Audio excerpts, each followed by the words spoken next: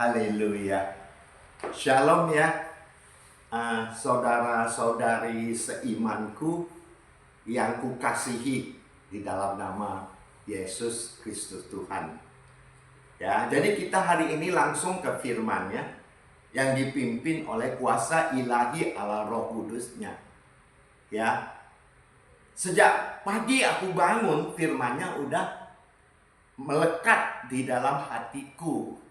Dengan tujuan utama spiritualku adalah secara konsisten, secara komitmen kepadanya, aku harus menyampaikan Injil Kristus yang mulia ini, ya, agar saudara-saudariku yang seiman, yang imamat rajani, yang kukasihi dalam nama Yesus, ya, senantiasa mengikuti dan mendengar firman-Nya yang hidup, yang berkuasa, berdaulat.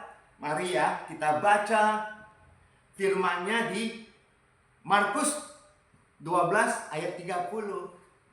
Itu firman-Nya yang seperti kemarin Opa sampaikan, itu harus setiap hari kita harus mengucapkan hal itu. Pada saat kita mengucapkan dengan hati yang tulus aja, itu sudah merupakan hal yang menyenangkan hati Allah Bapa kita yang bertata di surga dan memerintah di surga.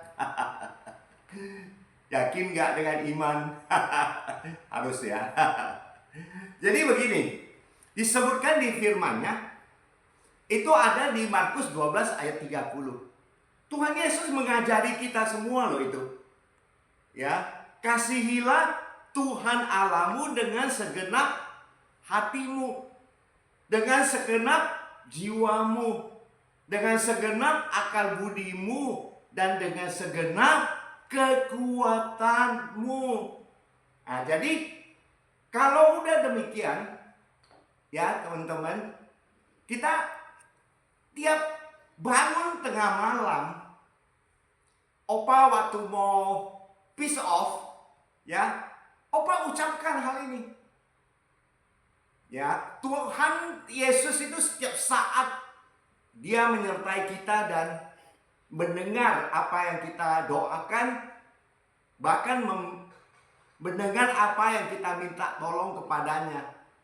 Oke, nah kita beralih ke portion yang Matius 28 ayat 20. Ya, kita lihat dulu ya.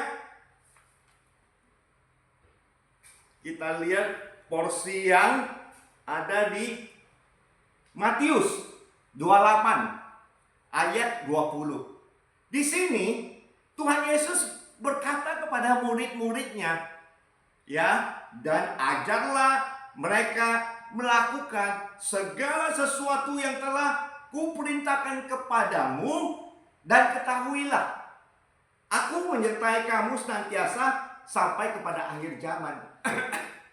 Jadi ada 2 poin ya teman-teman di sini ya. Intinya dia minta kepada murid-muridnya untuk mengajar kepada generasi-generasi yang berikutnya. Ya, maksudnya di sini adalah firman-Nya yang hidup itu harus disampaikan, Injil Kristus ini.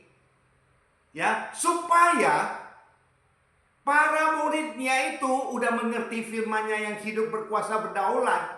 Mereka bisa menyampaikan dan orang-orang yang menerima, ya, bisa memiliki hikmat, ya, dan memiliki suatu pengetahuan, ya, dari Injil Kristus. Jadi kita harus belajar terus ya. Dari firman itu gak boleh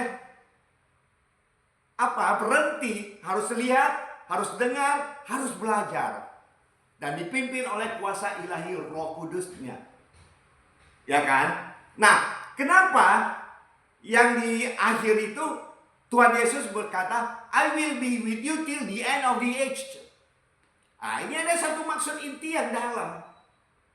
Karena inti ini, dia mengatakan hal ini kepada murid-muridnya karena dia tahu hati manusia kadang-kadang bisa khawatir, bisa takut bahkan.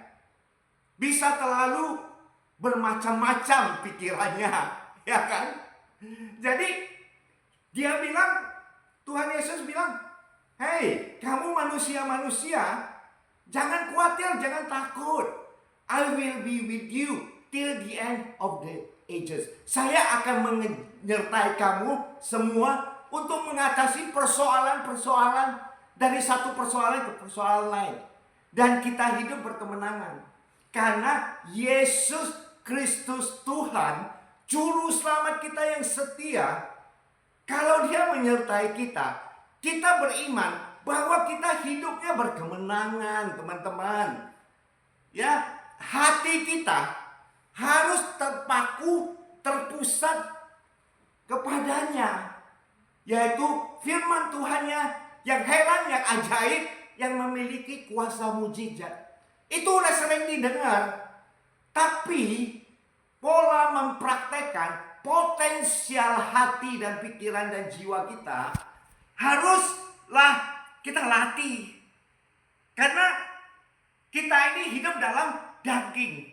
Daging itu tiap hari, kalau kita tidak meminta kepada kuasa ilahi Roh Kudus, itu ada di Kolose 3 ayat 2. Setting your mind on things above. Ya, Rasul Paulus mengatakan, arahkanlah pikiranmu kepada tempat yang maha tinggi. Demikian juga hatimu. Karena apa?